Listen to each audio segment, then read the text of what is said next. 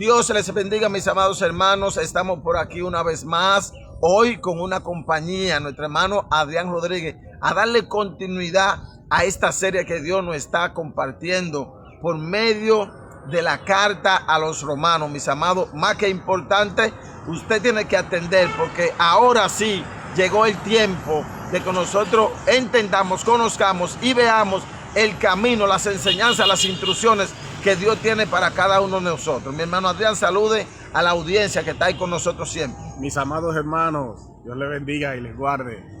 Bendiciones. Vamos a ver qué Dios nos trae por aquí, por medio de su palabra hoy. Presten atención y estén atentos. Amén. Bueno, estamos en el libro de Romanos, en el capítulo 10, versículo 1 en adelante. Esta es la parte número 13. Escuche con atención, ya hemos subido 13 partes y hemos compartido 9 capítulos del libro de Mateo. Usted puede comenzar si usted entró ahora. Dice el versículo 1 del capítulo 10. Vamos a leer en el nombre de Jesús. Hermano, ciertamente el anhelo de mi corazón y mi oración a Dios por Israel es para salvación. Mire, el apóstol Pablo viene desde el capítulo 1 hasta el capítulo 10, como quien dice, dándole con certeza, con firmeza al mensaje que ellos habían establecido, el mensaje que ellos habían seguido, el mensaje que ellos nunca querían dejar. ¿Cuál es el mensaje de Moisés? La ley de Moisés, los mandamientos, las instrucciones de la Torá. Ellos no querían despegarse de esto, y es por eso que le hacen la contra a Jesús, es por eso que matan a Jesús. Y el apóstol Pablo, para que entiendan que lo de él no era personal con ellos, Él dice aquí, mi hermano, ciertamente mi anhelo es que Israel sea salvo. Mis oraciones es para que ellos sean salvos. Usted verá cómo sigue desarrollando el tema. Dice el versículo 2. Porque yo les doy testimonio de que tienen celo de Dios, pero no conforme a ciencia. Él sabía, el apóstol Pablo, podía dar testimonio porque conocía al pueblo de Israel. Sabía quién era el pueblo de Israel, lo celosos que eran. Yo puedo dar testimonio de que esta gente, los israelitas, son celosos, pero no conforme a ciencia. ¿A qué ciencia? A la ciencia del hombre. A la ciencia del hombre. ¿Tú crees que es a la ciencia del hombre que el apóstol Pablo le está hablando aquí? Ciertamente, a la ciencia del hombre. Yo te pudiera decir que no, Adrián. ¿Sabes por qué? Porque ciencia tenían ellos, conocimiento tenían ellos, tenían la ley de Moisés, tenían la Torá, eran instruidos desde los 8 años hasta esa altura de juego. Por lo tanto, hasta esa altura del tiempo. Por lo tanto, aquí el apóstol Pablo no está hablando conforme a ciencia, sino que está hablando conforme a la ciencia, haciendo énfasis al conocimiento de la enseñanza e instrucciones que Cristo había establecido. Mira cómo lo dice ahí, porque yo le doy testimonio que tienen celo de Dios, El pueblo de Israel, mi hermano, no había nadie que amaba más a Dios que ese pueblo. Eran sus escogidos, pero no conforme a ciencia. ¿A cuál ciencia? La ciencia del conocimiento de las enseñanzas e instrucciones de Cristo. Mira lo que dice el versículo 3.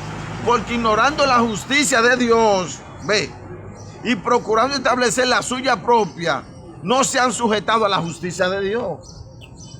Porque no tenían el conocimiento, no tenían la ciencia.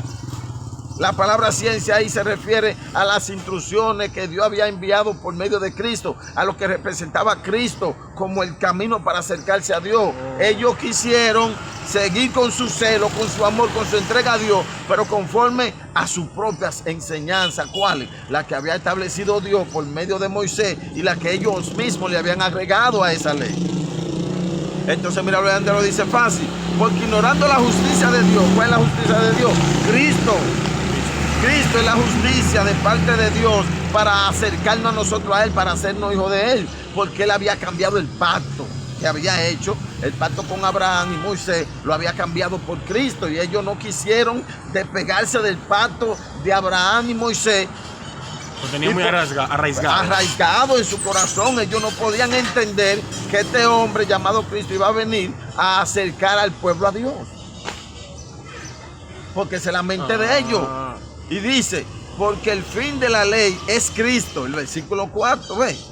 Ellos, el versículo 3, para que entre en contexto, dice, porque ignorando la justicia de Dios y procurando establecer la suya propia, no se han sujetado a la justicia de Dios, porque el fin de la ley es Cristo, para justicia a todo aquel que cree. Ve, el fin de la ley, por ello no quisieron ponerle fin nunca a la ley. Nunca quisieron ponerle fin a la ley, a los mandamientos, a la obra de la ley. Y Dios había establecido a Cristo. Entonces dice el versículo 5, porque de la justicia que es por la ley, Moisés escribió así, el hombre que haga estas cosas vivirá por ella. Ve, por eso es que nosotros no nos vamos a acercar a Dios por medio de la obra. ¿Por qué? Porque el que obra se merece su pago. Y la salvación no es por obra, nadie puede ganarla, nadie puede hacer nada para obtenerla. Por eso es por medio de Cristo. Porque el versículo 6, pero la justicia que es por la fe, el 5, porque de la justicia que es por la ley, Moisés escribió así, hombre que haga estas cosas vivirá por ella. El que cumplía la ley, vivía porque cumplió. El que la rompía, la ley, los mandamientos, moría, era digno de muerte. Por eso matan a Cristo, porque ellos entendieron que Cristo iba en contra de la ley. ¿Entiendes? Y todo ello giraba en torno a cosas de la ley. En torno a la ley, en torno a la ley. Pero entonces, Felipe, una pregunta. Sí. En ese sentido, entonces, ¿la ley es mala? No, no es mala, lo hemos estudiado en los versículos anteriores. Es buena porque fue enviada de Dios. Pero el pecado, como nosotros somos débiles, se apoderó de la ley y nos llevó a romperla con más, nos esclavizó en la ley. Entonces, por eso es que Dios manda a Cristo para liberarnos de la ley del pecado y de la muerte. ¿Ves? Porque como hombre era imposible. Por cumplir, por obra, por nosotros hacer o deshacer, es imposible. Y el que quiere acercarse a Dios por lo que hace, entonces se va a acercar por lo que él hizo, no por lo que Cristo hizo en la cruz. No es por lo que Cristo representa. Y ahí es donde tú y yo tenemos que cambiar esa mentalidad, entender que no hay otra vía que no sea por medio de Cristo para nosotros acercarnos a Dios y por medio de la fe y la gracia de Él que nos envió a Cristo. Dice, pero la justicia que es por la fe, en el versículo 5, porque de la justicia que es por la ley, Moisés escribió así, el hombre que haga estas cosas vivirá por ella. Vivirá por ella. Ve, vivirá por ella porque por lo que hizo. Y hoy no es por lo que nosotros hacemos, es por lo que Cristo hizo. Pero la justicia que es por la fe dice así, no diga en tu corazón quién subirá al cielo. Esto es para traer abajo a Cristo. O quién descenderá al abismo. Esto es para hacer subir a Cristo de entre los muertos. Vamos a leer esos mismos versículos, Adrián, en la Biblia. En la otra versión, Dios habla hoy. Vamos a ver. Gloria al Señor, para que ustedes lo entiendan más fácil, más claro. Ese punto. Dice así. El versículo 6. Al contrario, esto es lo que dice los que confían en Dios para que Él los acepte. Nunca te pregunte quién subirá al cielo. Es decir, subir al cielo para pedirle a Cristo que baje. Tampoco te pregunte quién bajará al mundo de los muertos. Es decir, bajar allá para pedirle a Cristo que resucite. Nunca te haga esas preguntas. ¿Quién subirá al cielo?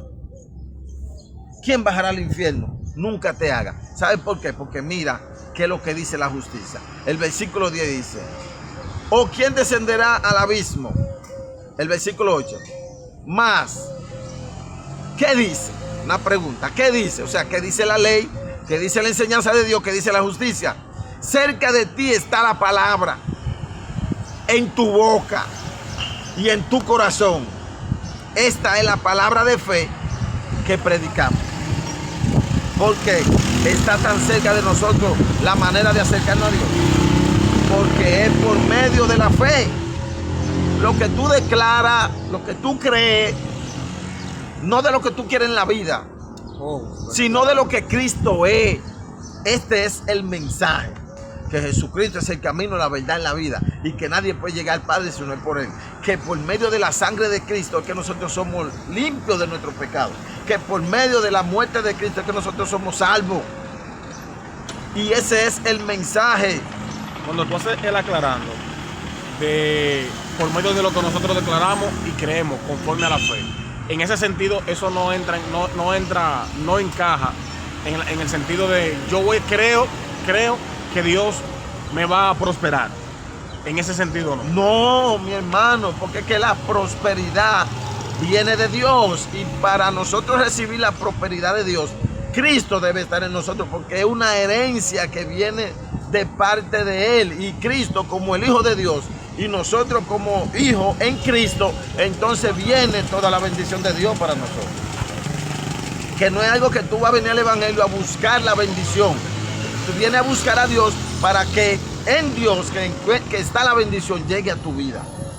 A quien nosotros debemos de buscar es el propósito de Dios, que es formar a Cristo en nosotros, que cambiar nuestro carácter, nuestro comportamiento, que cambiar nuestra focalización, que cambiar nuestra vida. Nuestra vida no como existente en la tierra, sino nuestra vida como hombre pecador, que en nosotros mora la muerte, más cambiarnos por la vida de Cristo en nosotros. La vida en ese sentido, es vivir la vida de Cristo. Dice, porque con el corazón se cree para justicia. Oiga, con el corazón se cree para justicia, pero con la boca se confiesa para salvación. Pero ¿qué es lo que tú vas a creer en el corazón para que sea justificado delante de Dios? ¿Qué es lo que tú vas a confesar con tu boca?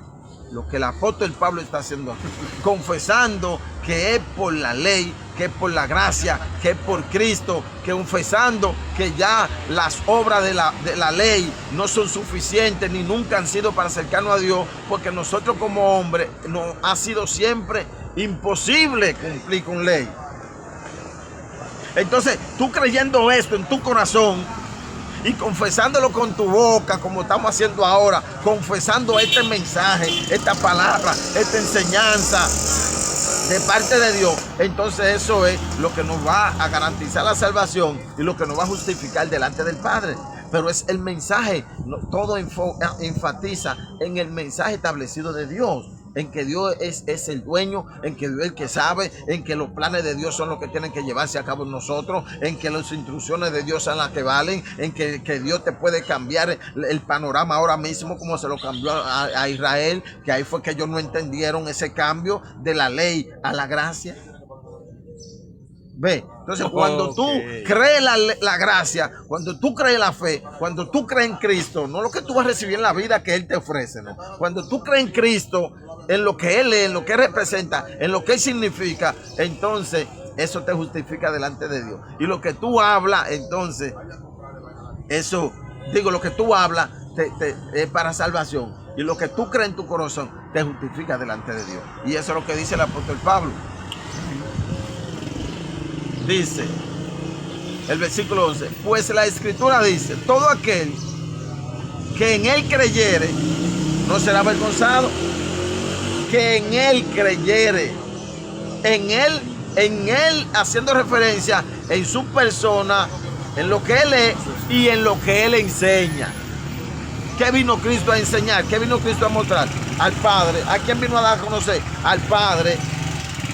¿Ve? Por eso que le dice a los discípulos, cuando Felipe le pregunta, Felipe, tanto tiempo el Padre contigo y tú todavía no lo conoces. Yo, por medio de lo que yo soy, o sea Jesús, por medio de mí, yo te estoy dando a conocer a mi Padre. Mi Padre es espiritual, mi Padre es manso, mi Padre es humilde, mi Padre es misericordioso, mi Padre es bondadoso, mi Padre es todo lo bueno, todo lo justo. Entonces, eso es lo que tú tienes que conocer de mi Padre. Eso yo vine a dar a conocer. Dice el versículo 12.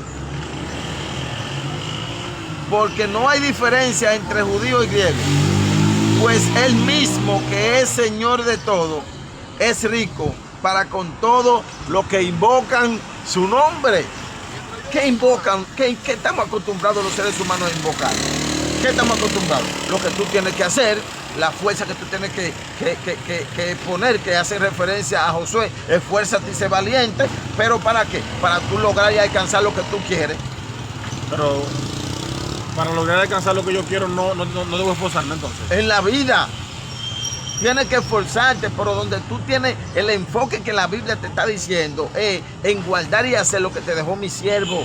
En ese tiempo fue Moisés, en este tiempo es Cristo. Que nos esforcemos por en eso, en ese tenor. Que nos esforcemos por nosotros alcanzar, completar en nosotros el propósito de Dios, que fue lo que Cristo nos dejó. Esfuérzate y sé valiente para lograr, para guardar y hacer lo que te dejó mi siervo hoy en este tiempo, a ti y a mí, mi siervo Jesucristo. Dios nos está hablando. En aquel tiempo era que Josué tenía que esforzarse para guardar y hacer lo que le dejó su siervo Moisés. Hoy ese siervo cambió, el plan cambió, el propósito cambió. Hoy el siervo es Jesús. Hoy lo que tenemos que alcanzar es formar a Cristo en nuestra vida. Hoy lo que tenemos que reconocer lo que somos delante de Dios. Hoy lo que tenemos que reconocer a Dios como lo que Dios es. Las enseñanzas e instrucciones de Dios.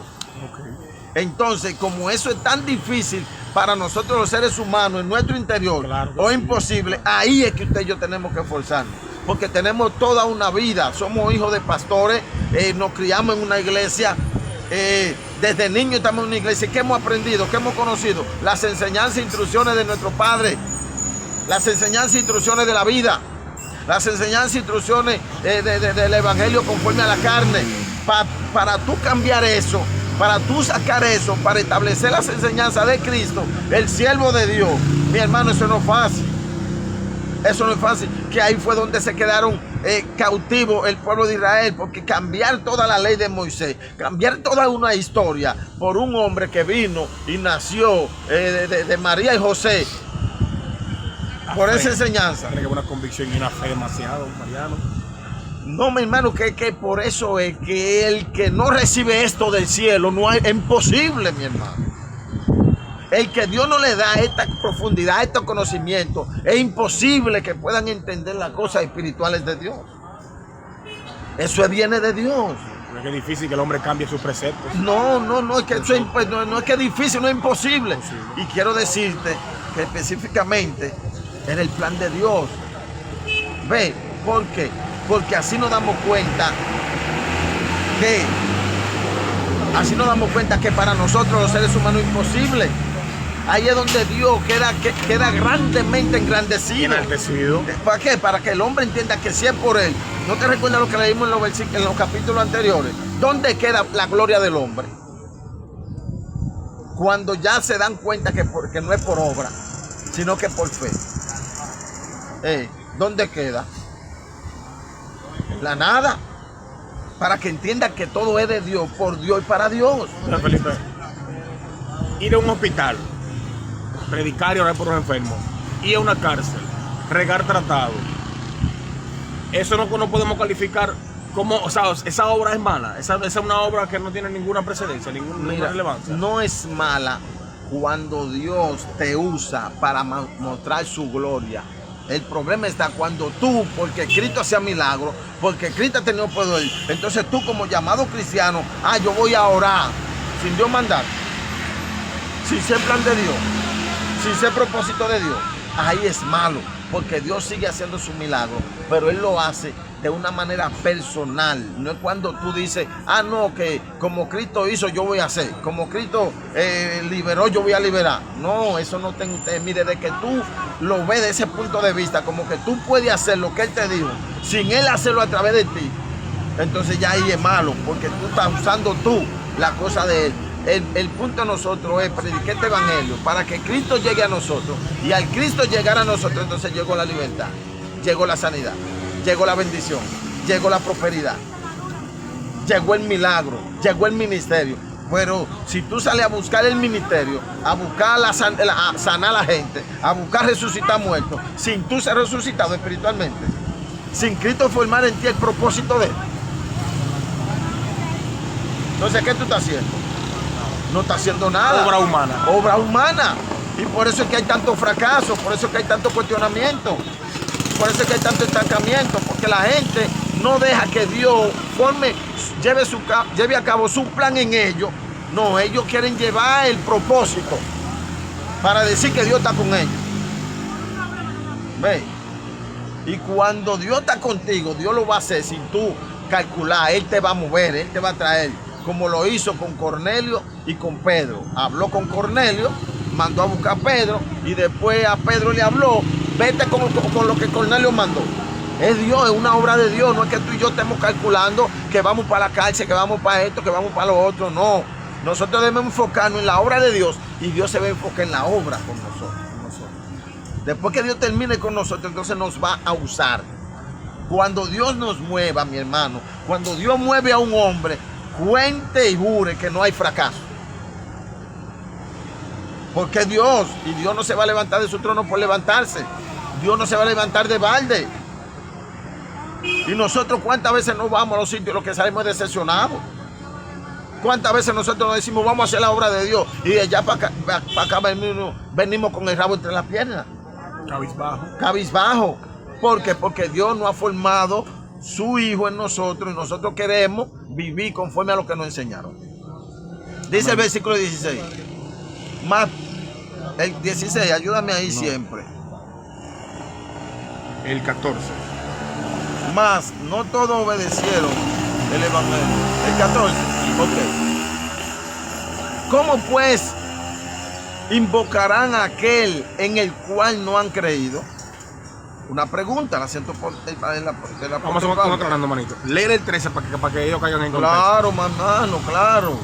Para caer en cuenta, porque es una pregunta larga. Dice, porque todo aquel que invoca el nombre del Señor será salvo. Señor, será salvo. Dice, ¿cómo pues invocarán a aquel en el cual no han creído? Ve, el pueblo de Israel, ¿cómo van a creer si no lo conocían? Por eso que yo le estoy diciendo, te estoy diciendo a ti, siempre trato de decirlo, ¿cómo la gente va a saber cómo van a glorificar a Dios si todavía ni ellos mismos lo conocen? Dice, ¿cómo pues invocarán a aquel en el cual no han creído? ¿Y cómo creerán en aquel de quien no han oído? ¿Y cómo irán sin haber quien le predique? En este caso está hablando, haciendo referencia al Espíritu. ¿Y cómo predicarán si no fueron enviados? Como está escrito, cuán hermosos son los pies de los que anuncian la paz, de los que anuncian buenas nuevas.